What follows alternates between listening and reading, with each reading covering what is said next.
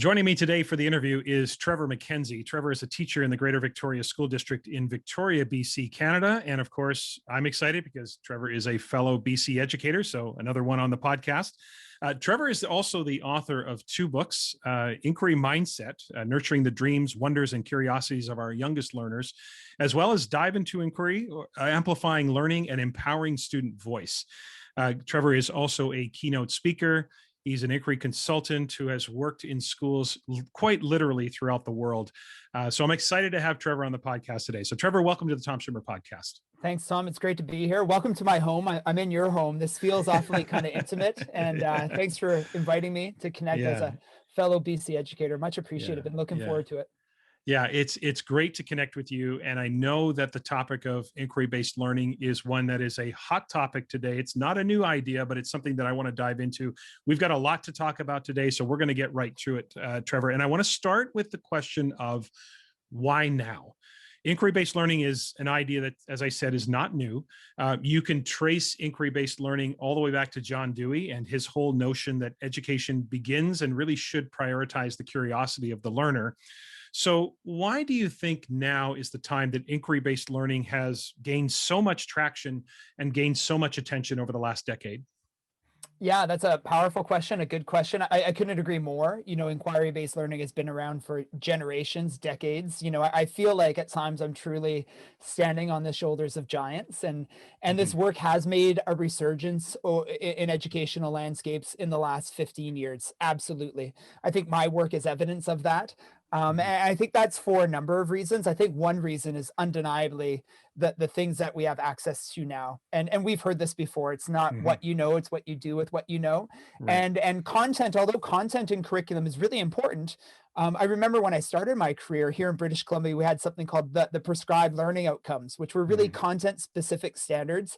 In my teaching area, I had, I think, 150 content standards.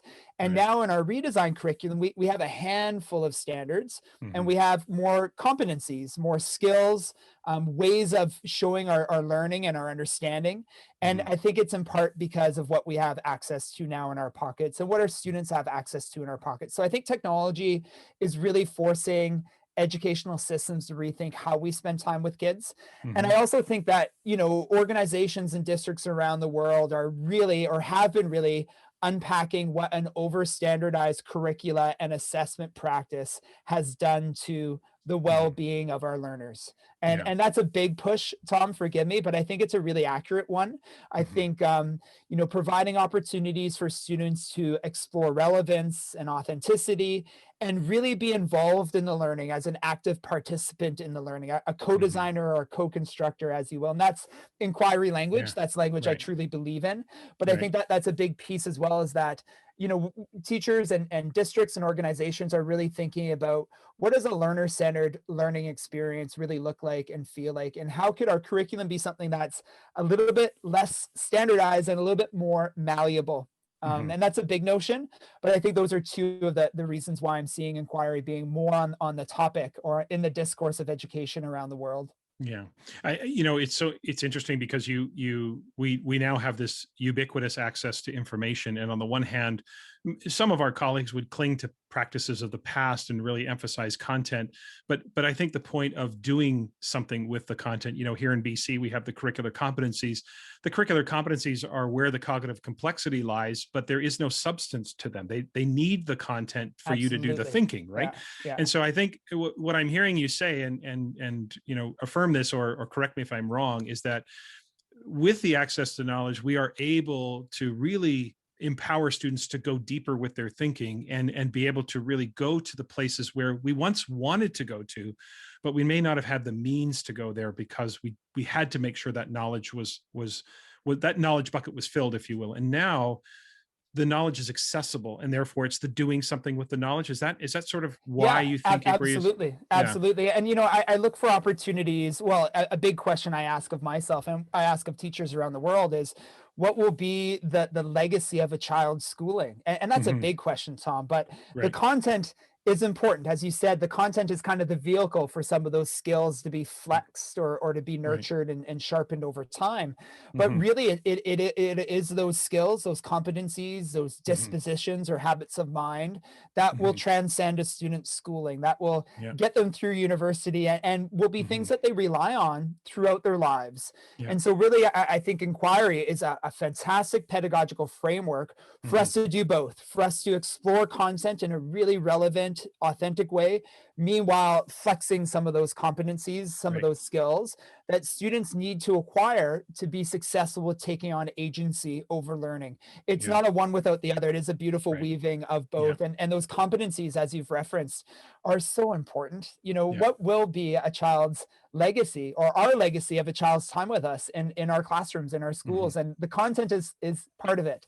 Yeah. It's not the only part anymore. It definitely Right. is a focus on these skills, these understandings that allow the content, the knowledge to be applied in what I think to be deeper ways, more meaningful ways, Right. more authentic ways. Yeah. Absolutely. Yeah, it was an unfortunate somewhere along the way here in British Columbia. There was some messages that got mixed, or I think, in that game of telephone where messages get shortened and efficiency, because somewhere along the way, teachers, and I think probably more so high school teachers, started to get the message wrongly that knowledge doesn't matter anymore. And I think that the pivot is it's a repurposing of knowledge as a means. The way Cassandra, Nicole, and I write about it, and listeners, you've heard me reference this before, we talk about knowledge now being the means to the end, not the end result, but we use content and we use knowledge and it's repurposed to do the deeper thinking, to do the extensions and all of that. So I love the fact that you talk about it in that way, because I think that's the way that we can still say that knowledge matters. You have to Yeah. know things. Like I Yep. say to people all the time, in order to think critically, you have to think about something, Yeah. so that Yeah. something is the knowledge. Now, Yeah. Trevor, you've written that you said, quote, you've written, adopting an inquiry-based learning approach in your classroom has been the most meaningful change you have ever made in your teaching. So first, I want to ask you a precursor to that question. How do you define inquiry-based learning, and why do you say that change has been so meaningful? That's a big question. Yes. The first half of that question alone requires some unpacking. Inquiry-based learning, it's of the constructivist view, the constructivist theory. And I suppose that what that means is that teaching from an inquiry stance means I have certain values and beliefs in what the time I spend with kids will look like and feel like. What is that experience? Mm-hmm. The constructivist theory proposes that students aren't empty vessels that come into our classrooms ready to be filled up with knowledge. They Mm-hmm. come in with rich prior knowledge, experience, story, narrative, and I really valuing leveraging that, getting to know that. I tell my students all the time, I'm really interested in your interests. I'm really interested in your learning. I often hold up a notebook. I have a notebook here in front of me, Tom. I may be Yeah. taking notes on you during our podcast today, but I I doubt tell it, but kids we'll that see. I'm really, I tell kids that I'm really interested in learning from them to be a more effective teacher. Hmm. And so that constructivist view really proposes that we are partners with students. Right. An underpinning of the inquiry model is that we co-design with students, we co-construct with students. I Hmm. definitely have plans on where I'd like to go. I have a vision, the greater vision of the curriculum, of which I have a really intimate understanding of. So Hmm. much so that it allows me to be agile within that curriculum, to listen to my students, their interests, their goals, their curiosities, maybe even manufacture some of those curiosities through the use of some really intentional lesson design to Right. spark the wonderment that is the entry point to our curriculum. So, inquiry, it has layers to it, it has dynamics, definitely has Yeah. certain values and experiences. I really value thinking, Tom. Hmm. I Yeah. value my students thinking. I value protocols and frameworks that I could Yeah. roll out in my classroom to have the thinking bubble up, not just to inform my next steps, but for students to understand their thinking themselves better and to Right. inform their next steps. Again, there's that reference to the partnership in learning. So Right. Right. those are a few of the things that I think inquiry teachers believe in. That's an ongoing conversation. We could talk about that at length. I think some of the most meaningful things I've seen from my growth as a practitioner. It should be noted, Tom, I haven't always been an inquiry teacher. Yeah. I didn't experience inquiry as a learner in my schooling here in British Columbia. I heard of constructivism, when I Yeah. wasn't sleeping through class in university. So I had some amazing professors who at the University of Victoria who were very, very informed and very good, but I never heard of inquiry-based learning.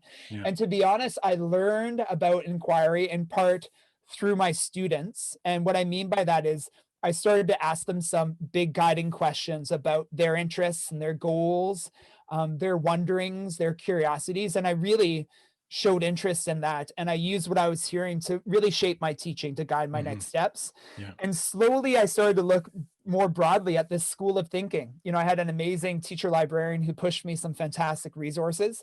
And Hmm. slowly over time, I've discovered this language of inquiry, and some of the values that I really appreciate in terms of the experience with students.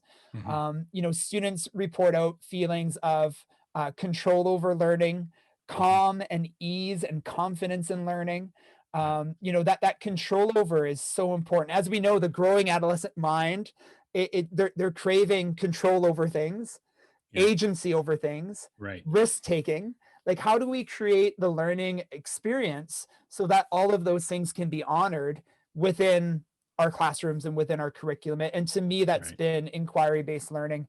If you've read either of my books, I know you have, but this is I for the have. audience. Yeah. You hear those student stories, you Hmm. hear the student voice sharing the impact it's had on their lives and their learning. You and I have a lot in common around assessment, and sometimes I stand next to a student as we co-assess something, Yeah. and the assessment has had such a negative impact on their sense of self over the years, that Right. to be a partner in learning, it's almost like they're seeing themselves through a different light. And Right. that's an amazing opportunity for us as educators to be able to give that experience to students in assessment and in inquiry. So really, my students have taught me a lot about myself as a teacher, a lot about inquiry and what I truly value in Hmm. terms of how I'm spending time with students, because even the Right. smallest thing could have a lasting impact on a student's learning and Yeah. sense of self, right? Well, there's no, I mean, listen, Trevor, you're preaching to the choir here. When we talk about assessment, and again, I always reference the assessment framework that Cassandra and Nicole and I have developed through our work. We put hope and efficacy and achievement at the center of the assessment experience, and making sure that assessment, the culture around assessment, is one where we build the light at the end of the tunnel, the hope that I can see where I'm going, and the efficacy is that deep belief that I can get there. And so changing the culture around assessment is so critical, because assessment has, as you say, always been something that really struck fear into students, right? So the grand question we ask audiences and participants and teachers all the time is assessment something that students fear, or do they see it as an opportunity, that helps them continue their journey as a learner? And so I think the inquiry model can really sort of change that dynamic. And speaking of change, the inquiry model, obviously, as you found it meaningful, the role of the teacher has to change in this model. So, the vast majority of teachers, I don't know a teacher that's not busy. So it's not a question of how busy you are. Yeah. So now we come along and we say, okay, how about you start thinking about taking an inquiry based approach Yeah. to learning? And they're saying, where am I going to find the time? So my question to you is, what are some things teachers really do have to stop doing in order to make room and to redistribute their minutes in a way that allows them to implement some of the processes that you advocate for?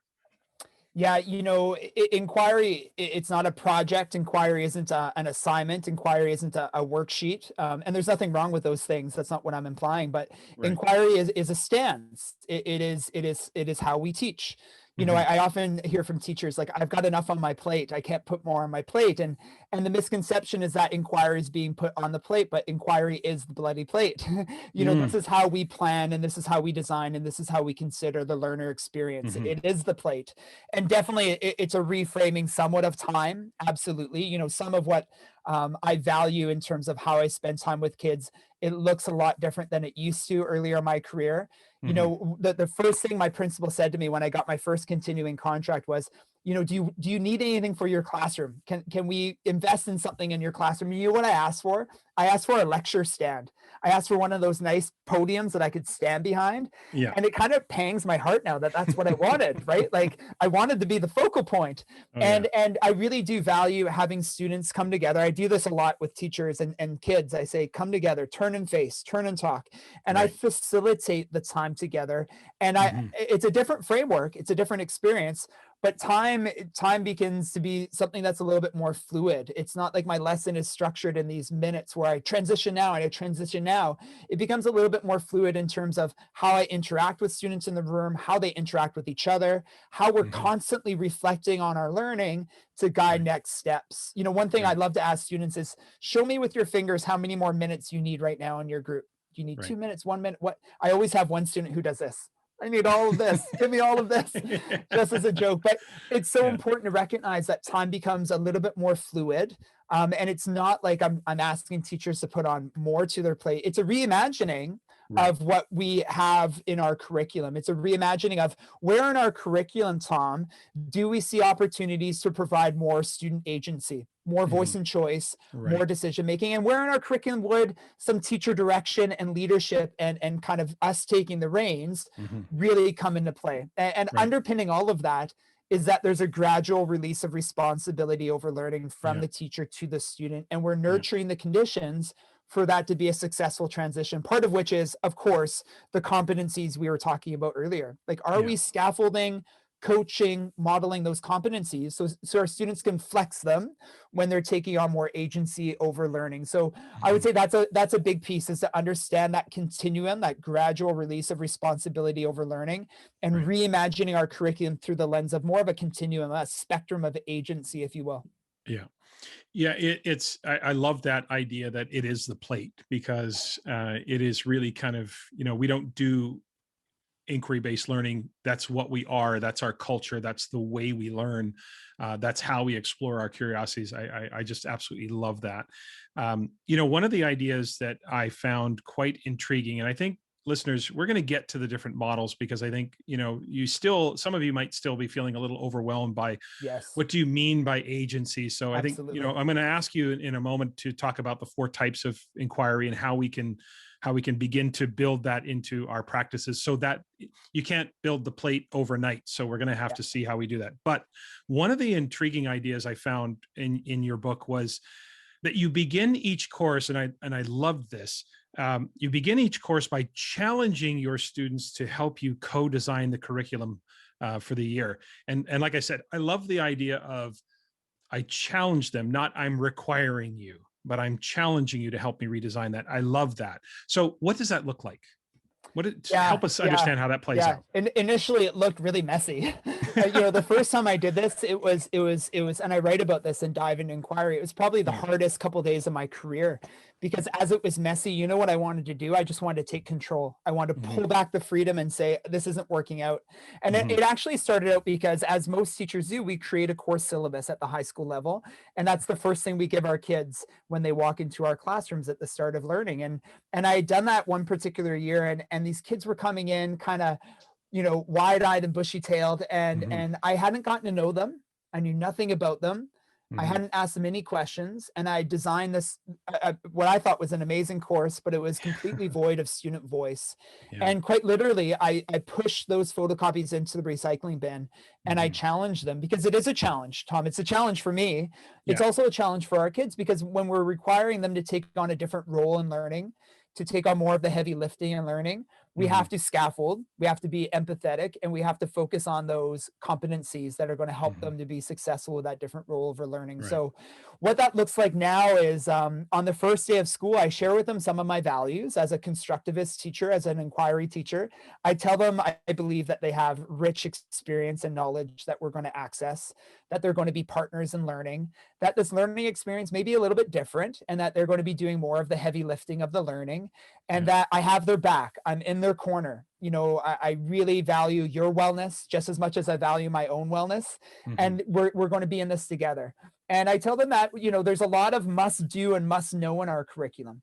Yeah. There's some things we got to do and we got to know, but the rest is kind of up to you. The rest, we can Okay. build this course together. So just again, I say, let's turn and face in groups of 3. And I want you to spill out your ideas based on some guiding questions I'm going to share with you, and spill your ideas on the page. And then as this is happening, I walk through the room and I make connections. I time out.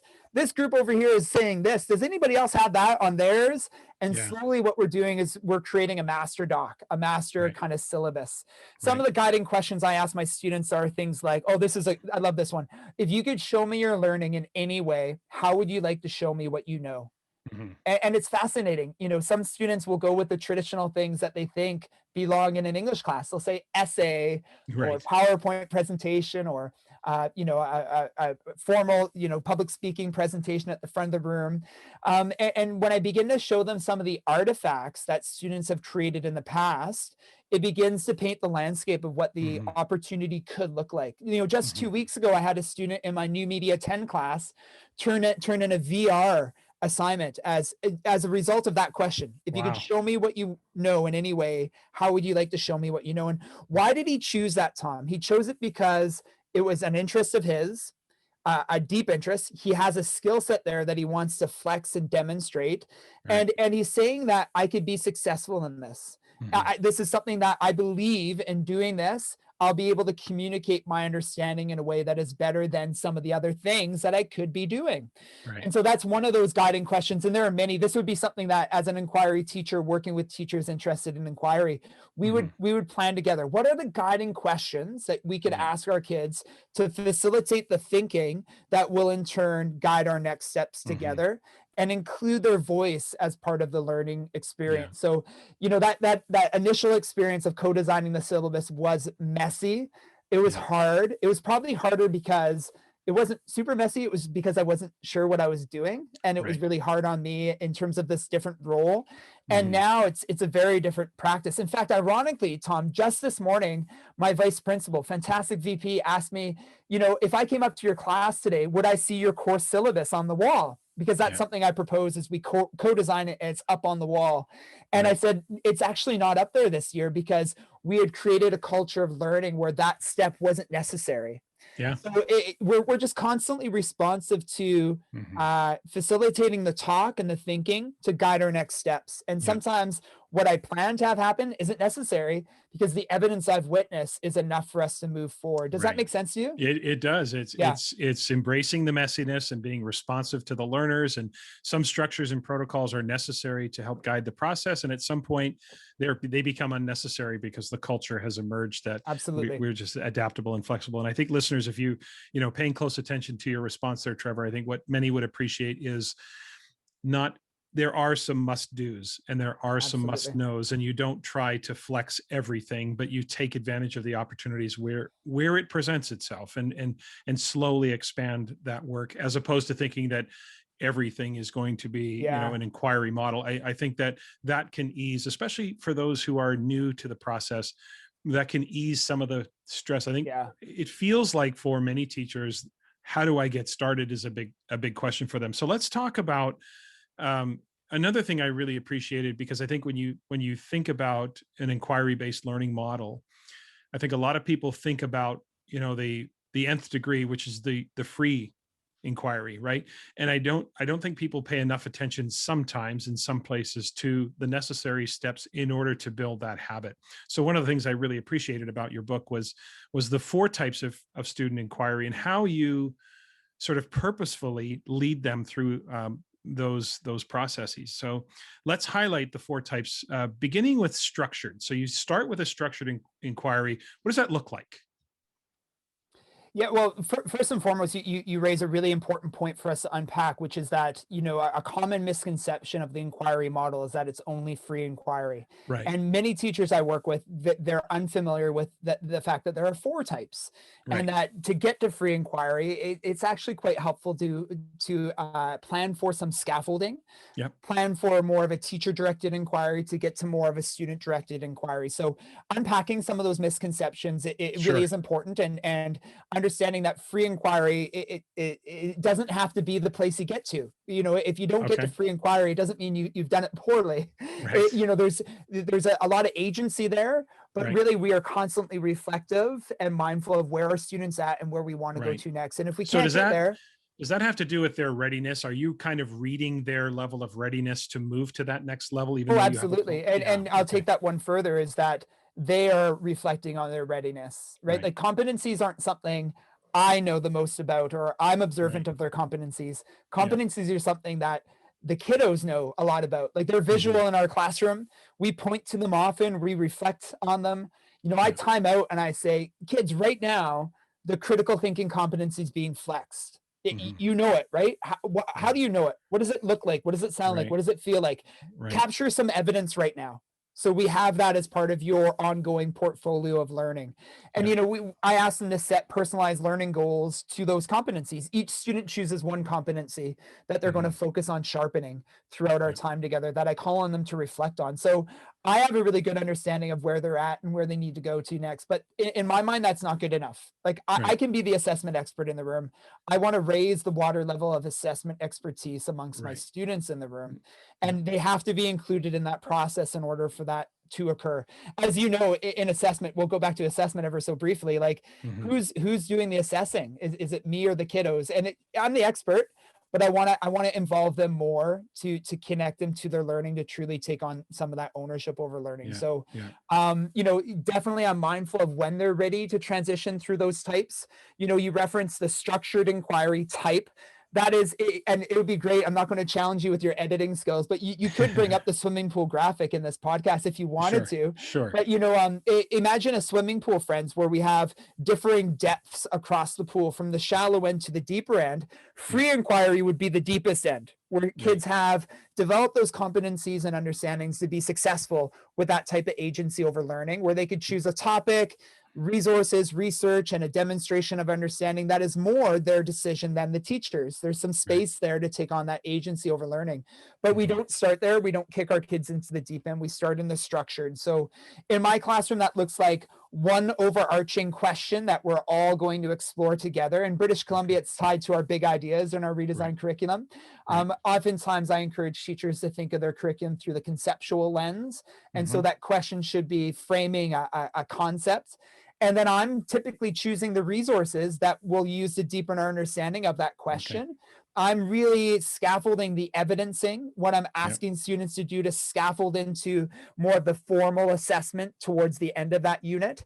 Hmm. And then, of course, I'm choosing that must do. Why? Because Right. part of our time together is must do and must know. So, again, reimagining our curriculum across a spectrum of agency and gradual release of responsibility. Where in my Hmm. curriculum would that type of structure and teacher direction really, really work?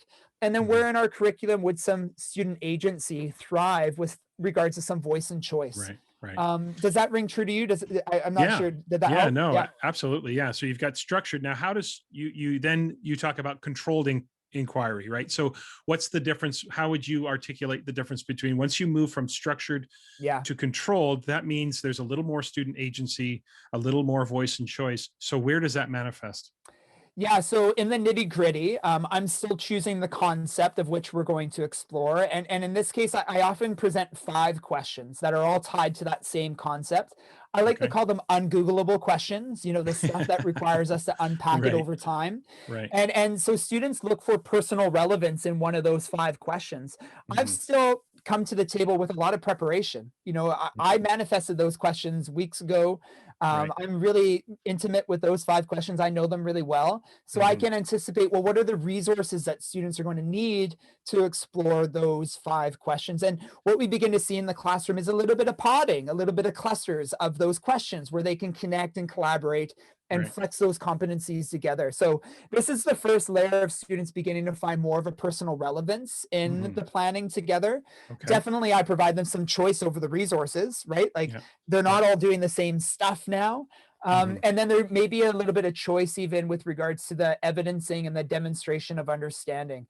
There's Okay. still some must do and must know, but Right. definitely some more responsibility on the learner with regards to voice and choice. A big question I've asked myself a lot in my career is how much evidence is enough? When we Yeah. talk about must do, how many pieces of evidence do I need to garner before I feel like, okay, I've got enough?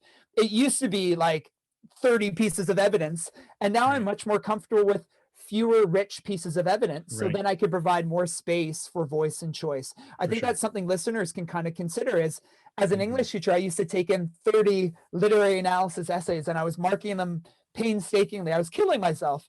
Yeah. And now I mark fewer. Yeah. And part because my evidencing is so much stronger. The Right. student voice and understanding throughout the process to get to that summative is so much clearer and Mhm. concise that I don't feel like I need to do the 30. Maybe I do Right. 5, and Right. that provides me more space throughout the year where I don't Mhm. feel like, again, the must do's are so Mhm. many. I've Yeah. really questioned how much evidence is enough evidence, and that's a big Right. one. I think that's a really great point because, we often in assessment talk about the difference between the number of tasks you might have a student do and what represents an adequate sampling of the learning.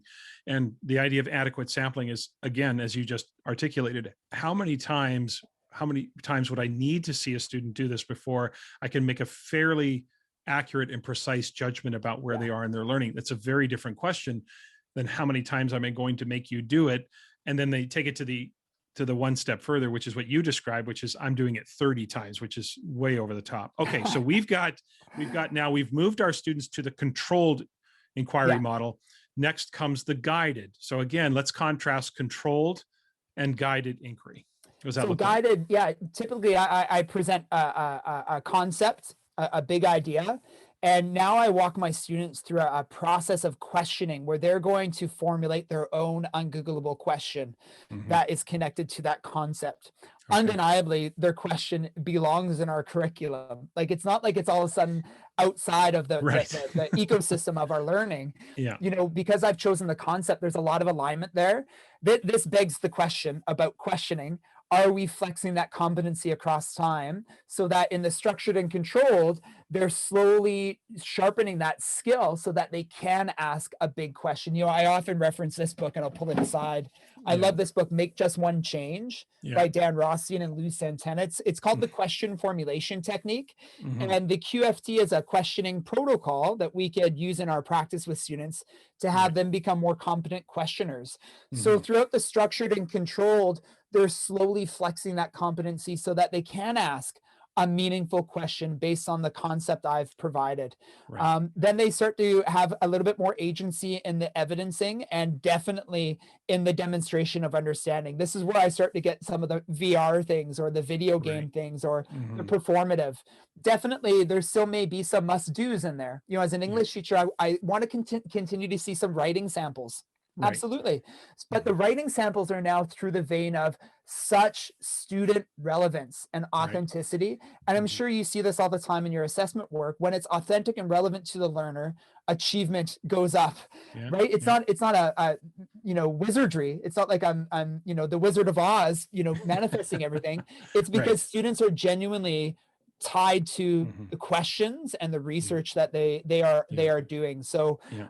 I've never had a student craft a question in guided that doesn't belong in our curriculum. And partly it's Mhm. because of the scaffolding.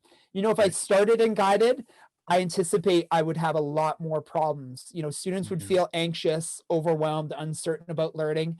They Right. they wouldn't have those strong competencies that we've been sharpening and flexing throughout our time together. Right.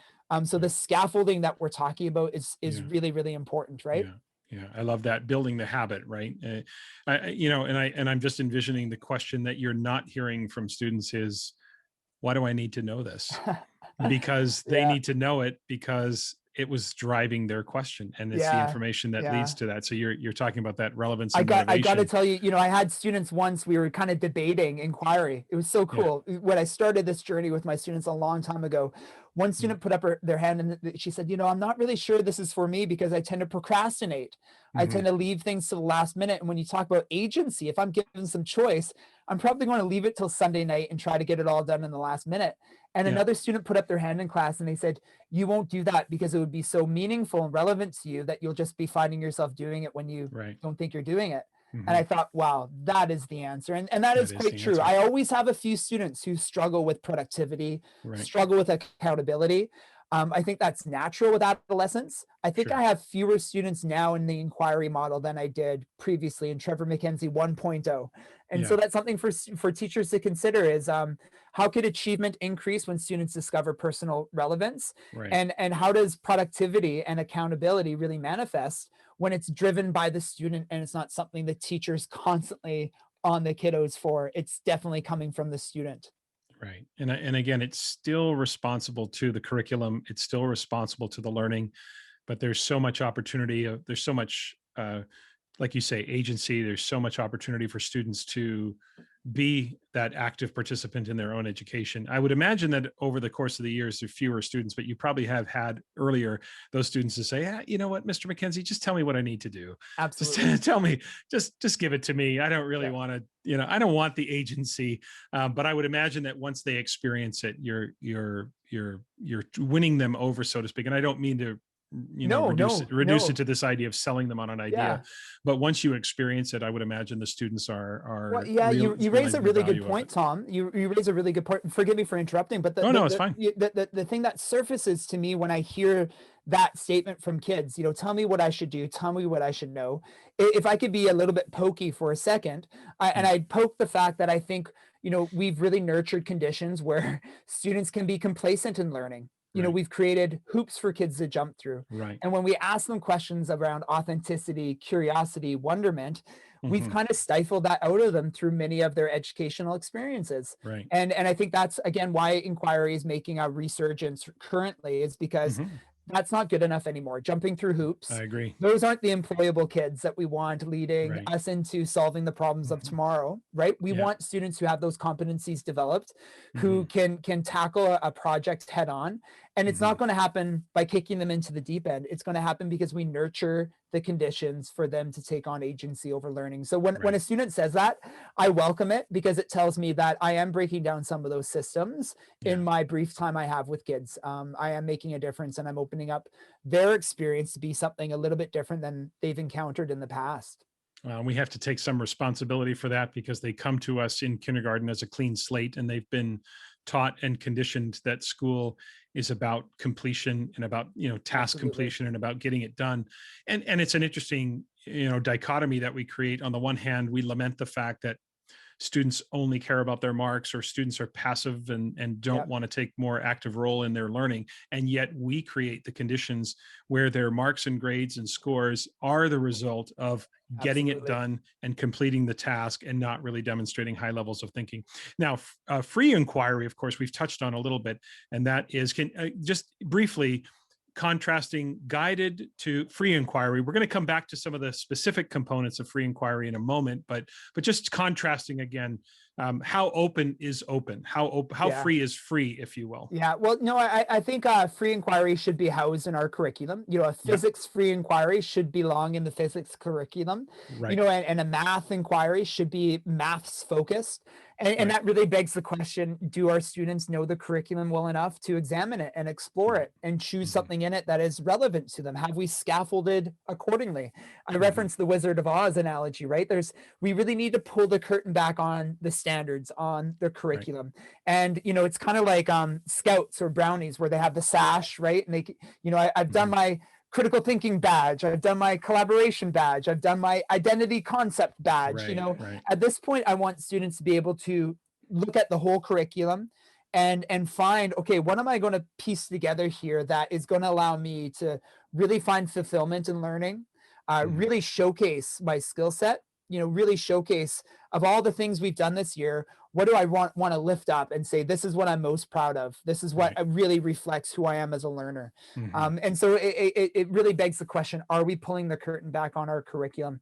It goes back Right. to scaffolding, right? It Right. goes back to, do our students know the standards, the competencies, the content Hmm. standards from the get-go, and slowly keeping those transparent throughout our time together. This is where they have, it's not unabashed voice and choice. There's structures and frameworks put in place so students can be successful in that voice and choice, Right. such as I'm sure we're going to talk about momentarily what some of those Yeah. structures look like. But Right. it's not a free for all. My colleague Rebecca Bathurst Hunt likes to say, it's not a hot mess express, right? And I love that. That's It good. shouldn't be. It should. Yeah. I want my students to feel confident about learning, calm in learning. A little bit of stress is nice, but calm in Hmm. learning, Yeah. and in control. Right. That's something I ask my students. I try to ask them it daily, if not weekly. How are you feeling about yourself as a learner? And if I Hmm. hear something that doesn't settle right with me, I've got to do something different to support them differently. If they tell Right. me they're feeling overwhelmed, if they tell me they're feeling lost, if they tell me they're feeling anxious, that's really, really something I need to act upon. I need to Right. pivot, and I need to support that student in a different way. So Yeah. in free inquiry, it shouldn't be overwhelming. It would Right. be overwhelming if we kicked our kids into the deep end. They Right. will feel anxious and over. And I made that mistake early on in my career. I had an amazing Hmm. experience with a student in free inquiry that made me want to kind of mimic that experience with every student. Let's go there. That was amazing. And students really floundered. A lot of them really Yeah. felt unclear about what this looks like. And that's where the scaffolding really became sharper for me in Hmm. terms of long term. This is the plate. This isn't the thing I do at the end of the year. This is how we develop agency over learning. Right. Yeah. It strikes me as again, a kind of internal dichotomy that people manufacture when they don't really have to. The two can marry one another in the sense that free inquiry still has structure and discipline to it. There's still a Absolutely. kind of predictability around the routine, even though you have agency. Much the same way that you would say that music is something that is incredibly creative, and yet there is still structure and discipline to making music. If it's just a hot mess express, I love that. That was I really know. good. If you have a hot mess express, the music isn't going to sound right. So the idea that free just means, Lord of the Flies, if you will. Yeah. It's not really about that. I really love it. So let's stick with the free inquiry for a moment, because a couple of the concepts I really found interesting and intriguing. One was the proposal, and the other was the pitch. And so, what's in the proposal? And I think you've kind of answered this, but I Yeah. want to get a full articulation of it. What's in the proposal, and why do they have to pitch you their inquiry? Yeah, so this is a big one, Tom. I appreciate us unpacking the plan and the pitch, the proposal and the pitch. Dragon's Den. I'm sure Canadians will know what Dragon's Den is all Yeah, about. Shark Tank for Americans, the we're talking Americans. Shark Tank, yeah. Yeah, that's And so I've designed just a 6-step process where students plan their free inquiry, their learning for a span of time, and right, I ask them some really important questions that will allow us to identify if the learning is meaningful and authentic to them. right. Do they have that overarching, ungoogleable question? Will they be successful? We want our student, like, don't we want all of our students to be successful? Like, Right. why would I set up my students for failure? I Hmm. want them to be successful. And so I look for, is this manageable? I ask Hmm. them to show me their plan, quite literally, a calendar at times where they are planning out steps Hmm. across a span of time. I asked them to tell me about their research plans. I really love, and during the COVID era, this is a little bit different, absolutely, but I really love Sure. lifting up learning to a public audience, Hmm. inviting stakeholders, other students, family, people Hmm. from our community to look at the learning. So typically, the end of our free inquiry or our inquiry experience will result in some kind of a gala, some kind of a sharing. And so Right. I want them to tell me, well, what are you going to do in terms of that showcase? And then eventually, once students have planned out using this 6-step framework of guiding questions, once I've seen them and supported them, we sit Hmm. down one-on-one for the pitch. And Okay. and it quite is, it's a beautiful student-led conference. I love conferring with kids, Right. having little opportunities to talk, reflect, guide next steps. It's how I write report cards. I write report cards with students, sitting with them, conferring with them, and this Hmm. pitch process really reflects that value of conferring with students. Right. And they walk me through their 6-step plan. I ask Hmm. them some questions, just as you have been doing with me here. Yeah. My Oprah, my Tom. When you hear things, you go to certain places, and Right. essentially, I'm looking to give them a thumbs up or a go back to the drawing board a little bit and come back. Hmm. This Hmm. framework is not just something for the most competent grade 12 students. This is something that we see being done at varying levels across every grade level. Right. Any student can sit down, given the structure, to talk about their learning and talk about their next steps. The gala would look different, the research would look different, the question would look different. Absolutely, the details look different, but the framework of which we utilize is the same across age level, across grade level. Right. In conferring with kids, I would say maybe 85, 90% of the time they get a thumbs up. And sometimes students have to go back and do some tweaks and Right. then come back and show me a different thing. Hmm. The students who are totally not ready for that type of agency, that's okay.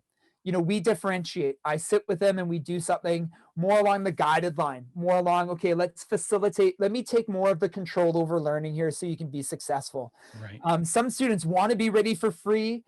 Some students need some more nurturing, some more support, and that's Hmm. okay. I think teachers should hear that we are responsive to what happens in the pitch. And if Right. students can't get there yet, that doesn't mean that they won't get there eventually. Right. Just because their time with us is arbitrarily ending at the end of a semester, at the end of June, doesn't mean they won't grasp this agency at some point in their future. And what we've Right. kind of rolled out in terms of supporting agency will have a dramatic impact when they do apply it when they're ready. Right. So Right. that's a little bit of what the plan and pitch process looks like. And then, of course, they get going on following their plan, right? Like Hmm. the subsequent days and weeks are following that plan, me continuing to confer, Hmm. differentiate. Sometimes I see little clusters form where I can do little mini lessons. Okay, I'm seeing Hmm. 5 kids over here needing support with research and maybe Yeah. finding a resource. Let's come together. Let me show you this database. Let me walk you through keyword search terms. Right. So you begin to differentiate based on the evidence of which is bubbling up before you.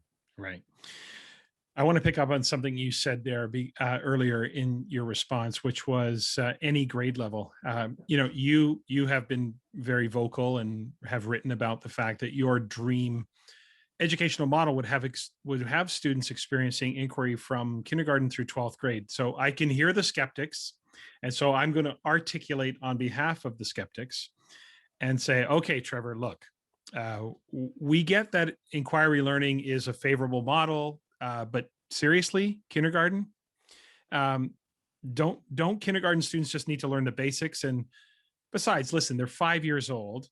Isn't it a bit of a stretch to think that 5 and 6 year olds can engage in inquiry? So I can hear the skeptics saying that to you. I know that's not the first time you've had that question. Yeah. So how do you respond when somebody pushes back and says, "Come on, Trevor, kindergarten? Are you serious?" Yeah, it's funny you say that because when you're speaking through the question, I thought the skeptics were going to be at the high school level, partly it's because so many of these competencies are so kind of inherent at the younger years. Like you Okay. said earlier, our kids walk into school innately curious. Like Hmm. all those questions they're asking, Hmm. the life is the inquiry. Like here in Victoria, it snowed last weekend, right? Yeah. And Yeah. you saw on Friday on Instagram and on Twitter, all the teachers sharing photos of their kids flooding the windows, right? Like it's Yeah. snowing, everybody to the window. The learning that is relevant for a kindy student, for a grade 1 student, a younger student, it's Hmm. all around them. The wonderment is just bubbling up. Hmm. Our job is to have that lead into the curriculum, have that lead into those skills that we know are so important at the younger years, not just competencies, but literacy and numeracy. How do we welcome those wonderings and those curiosities so they enter into opportunities for us to scaffold those skills of literacy and numeracy? Hmm. Kath Murdoch, a fantastic educator that I deeply admire out of Australia, tells a beautiful story, which she was observing a teacher in a younger classroom, grade 1. And when Kath comes to visit your class, you put on your best dog and pony show, right? It's like, I Right. want Kath to be proud. I want her to see that I've learned all of her tips and tricks. Hmm. And Kath was observing, as we do in our work. We observe teachers teach and we give them feedback. We unpack what they had done. And Kath was observing the teacher roll out this beautiful lesson. Hmm. Pretty quickly, she didn't have the kids. The kids were out the window. And she was doing that teacher thing where it was like, look at me, I'm up here, this is Yeah. my lesson. Yeah. And the kids were staring out the window. And the teacher had to look out the window and she noticed what the kids were observing. At the other end of the soccer pitch, there was a construction crew. They were about to wrecking ball a house. They were about to demolition a house. Yeah. And the teacher did the most beautiful thing. She dropped everything. She said, Hmm. kids, grab your clipboards, grab your magnifying glasses. We're going to go out and get inquisitive. And they marched across the field and they sat on the fence. And she asked them a beautiful thinking routine. Another book beside me here, I love Ron Richart's work, The Power of Making Thinking Visible, is Yeah. his most Yeah. recent publication. Yeah. Yeah. But a thinking routine that this teacher asked was, what do you notice? On your clipboard, write down as many things as you notice. Draw what you see. Talk to a friend beside you. What do you notice? Yeah. And for 10 minutes, they documented evidence, all this noticing. And then the teacher said, what do you wonder? What are you curious about? Tell me what you want to know more about. If I could walk over there and get the foreman to come over, what would you want me to ask him? And they gathered all this evidence. And then the final question in the thinking routine is, what do you know? What do you know is what's your prior knowledge? What do you know is happening there?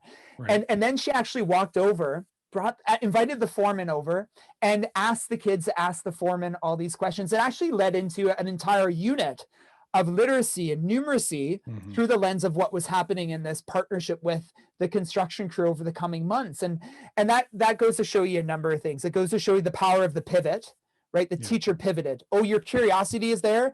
That's not a distraction. That's the Velcro to learning. It goes to show you that the curriculum can be quite malleable if we view it as such. You know, I had this great plan, but then I saw this thing, and the curriculum can be actually, the literacy and numeracy can actually be out there. I think that the knack is that experience wasn't manufactured. It kind of just happened. How do we manufacture the conditions where students are curious and wondrous? It happens more readily with the younger students. They're so ripe for the picking, so to speak. I think it's a little bit more difficult in the high school setting when we've mentioned, you know, students become a little bit more complacent in their learning. Just tell me what you want to do. I'm so much more intentional in how I spark curiosity. How do I spark the authentic connection to the learning? That's something I put a lot of time into planning. You know, I'm really intentional in my thinking around how that's going to go. So when you referenced the question when you were pitching, I thought we were going there, and we actually went to me, which was kind of the easier conversation to have, talking about inquiry with the littles. Yeah. I don't know that it's the students' curiosity that we have to worry about. I agree with you. I think students come to school naturally curious about the world, but I do think sometimes, you know, we think about, we have to teach them to read, we have to teach them the fundamentals, we have to teach them the basics. How would I make room for that? But I think you make a good point about just capitalizing on that curiosity. As we are pressed for time, Trevor, I want to give you a chance to, and I'm going to have you back on because I want to explore the concept of assessment. And I know that's the topic of your next book. So as a bit of a preview for our future conversation about assessment in an inquiry model, and of course, you know, assessment is near and dear to my heart. What are you writing about? What are some of the big ideas around assessment? And again, listeners, we're gonna have Trevor back on. We're gonna explore. We're gonna take a deeper dive on assessment and inquiry model. But what are some of the, as we finish up here, what are some of the big ideas that you're exploring in that book that's coming out in March? Am I right about that? In May. Oh, Yeah. May. Yeah. Okay. Yeah. I'd love to come back on, Tom, and thanks for that. Well, we'll do that. You know, I think some of what I've witnessed in the schools I support around the world, and it's just not a one-off, similar to your supportive schools. You know, I work with schools across a span of time. And we begin to see some really amazing things in inquiry. We begin to see more of that student agency rich experience, that continuum. We begin to see achievement increase, like, you know, attendance increase. Some of those formal data points are affected by the inquiry model. We begin, when we survey students, we begin to hear things like, the learning is meaningful. I feel calm. I feel in control. I feel confident. But then when we started to ask them questions about assessment, we heard a different story. Right. You know, we started to hear things like, inquiry I feel good about, assessment scares me.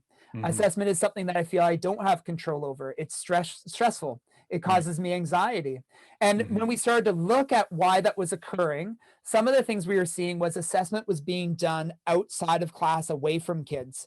You know, it was kind of Trevor MacKenzie 1.0. I would take home all my evidence and mark it at home, not in the learning with the kids. Right. And so we were looking for spaces where there was some misalignment in the inquiry values with the assessment practice. Okay. You know, I'm not an assessment expert, Tom. I will definitely throw that ball in your court. But I have looked at, how do we create a partnership in assessment and inquiry? How do we scaffold across the year, our time with students, so that we can co-design and co-construct opportunities to have our students begin to do more accurate assessment throughout the year. I undeniably, I'm the assessment expert. I have 20 something years experience in the classroom. How do I raise the assessment expertise of my students in the room? That's something I'm really mindful of. If I'm mindful of competency development, raising that in the room, how do I raise the assessment kind of water level, if you will, in my classroom? So that's something I've been very interested in the last few years. And this book was harder to write for many reasons. I think COVID was one big one. It's definitely my most robust offering. And if you're at all interested in inquiry, this is a nice addition to my other two books. And I'd love to talk more. I'd love to pick your brain. Well, we're going to do that. Some questions. So yeah, thank you for that. We're going to do that in the future for sure. You're speaking my language again, because I always say to teachers I work with, listen, your development of your assessment literacy or your understanding of assessment is not for you to become an expert. It is so you can develop your expertise, so you can teach the students how to do this on their own behalf, so that you can empower them to be self-assessors, to be metacognitive, to think about themselves as learners. So the end game is not your expertise. The end game is transferring that and helping develop that in students. So we are definitely going to explore this in a future podcast. So I'm looking forward to that conversation. So we'll do that once the book's out and give listeners a chance to check it out. I'd love to. And then we'll engage in that conversation. Okay. I mean, I really have enjoyed, the time has just flown by, Trevor. I've really enjoyed this, but we're going to finish with a segment I've, sort of branded as 3 questions, which is kind of a fun way to end the interview, to give listeners a chance to get to know you a little bit on a personal level. So I've got 3 questions that I've not shared with you, but I'm just going to get your response, put you on the hot seat, nothing too intrusive.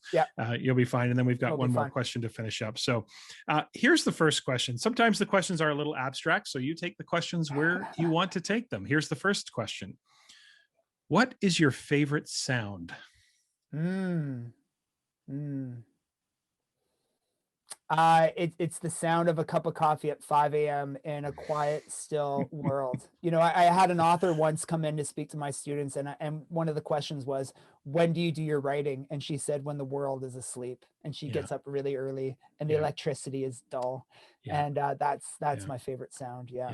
That's one of mine too. I would say that the sound of the coffee in a quiet kitchen, and that anticipation, and it might be the sound, and it might be our internal anticipation of that cup of coffee, but I love that. I also love the belly laugh of an infant, that sound of a belly laugh. Okay, here's the next one. What is something is true that very few people agree with you on? That's a tough one that very few people agree with me on. Take it where you want to take it. I'm thinking of my family and how my children disagree with me on certain things. Let's go with that. No. I think I really believe in the effort. I think there's a lot of conversation around the world right now in terms of the work ethic myth. Don't grind yourself into a pulp. And I love the work. I truly do. I love the effort. I find some calm and ease in the effort. I'm thinking athletically, exercising as well. Finding a calm and ease in the effort is really meaningful to me. And that would be something that I don't know if everyone would agree on, but definitely something I do appreciate the effort. I do appreciate the work. Awesome. Yeah. Again, you can take that question wherever you want to. Mine would be that chocolate peanut butter cup is the best ice cream going. That would be my favorite. All right. So last one. If you were, for some reason, you were forced out of education as a career and you had to choose a new career, and let's just assume that any training you would need for a new career would be taken care of. So we're not worrying about how long it would take you to retrain or anything like that. So you're forced out of education. What new career would you choose? I'd be a writer. I'd be an author. I love writing, and I think back. Well, you kind of are that already, Trevor. I know, but kind of feels like a cop-out. A full-time author, writing fiction. Totally. And really dreaming up those worlds, and I'll let it slide. Totally different genre. Thank you. I caught off easy on that one. Yes, you did. You absolutely did. But I'll let it slide if you're adding in some fiction and some story writing. That's good. Okay. One final question for you, Trevor. And this is the question I ask everybody who comes on the podcast. And that is the question of success and happiness. And it is quite simply the question of, if a random person stopped you on the street and asked you, what is your definition of success? how would you respond to them? Yeah, easy one. And I speak to this all the time. It's find what you love doing and find a way to get paid for doing it. Sometimes Hmm. from the outside looking in, it looks like I have a lot on the go. Like, how does Trevor do all that?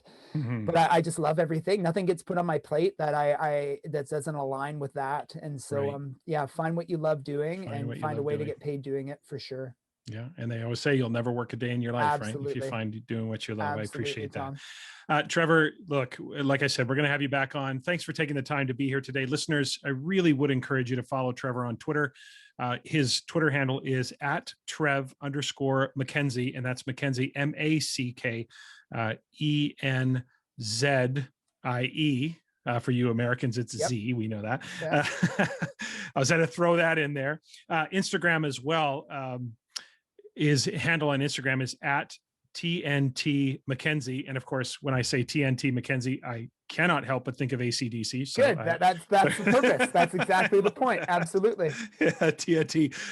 Trev's Instagram is Dynamite. That's what we'll Yeah, say for totally. that. Totally. And also, so Instagram as well. And also check out Trevor's website. That's www.trevormackenzie.com. And you're going to find a ton of information there, including how you can get in touch with Trevor if you'd like to begin to explore this concept of inquiry-based learning, and how you can get in touch with Trevor about future workshops and conferences and opportunities to work with Trevor. So Trevor, we're going to have you back on, but thanks again for joining me today. Endless thanks, Tom. So much appreciated. We'll talk soon. Cheers.